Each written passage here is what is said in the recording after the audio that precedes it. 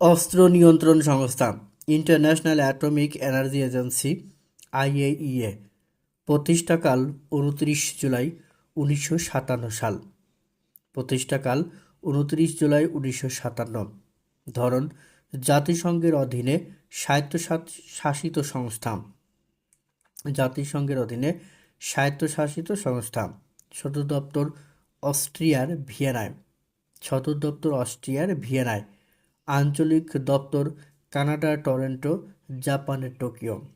আঞ্চলিক দপ্তর কানাডার টরন্টো, জাপানের টোকিও। বর্তমান মহাপরিচালক রাফায়েল ম্যারিয়ানা গ্রোসি, আর্জেন্টিনার নাগরিক। বর্তমান মহাপরিচালক রাফায়েল ম্যারিয়ানা গ্রোসি, আর্জেন্টিনার নাগরিক। ডিসেম্বর 2019 এবং থেকে বর্তমান সময় পর্যন্ত তিনি রয়েছেন।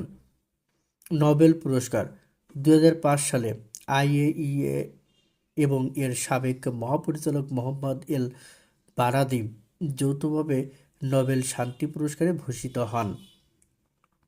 1905 সালে আইএইএ এবং এর সাবেক মহাপরিচালক মোহাম্মদ এল বারাদি যৌথভাবে নোবেল শান্তি পুরস্কারে ভূষিত হন। উদ্দেশ্য: বিশ্বে পারমাণবিক শক্তির শান্তিপূর্ণ ব্যবহার এবং সামরিক উদ্দেশ্যে এর ব্যবহার রোধকল্পে কাজ করা।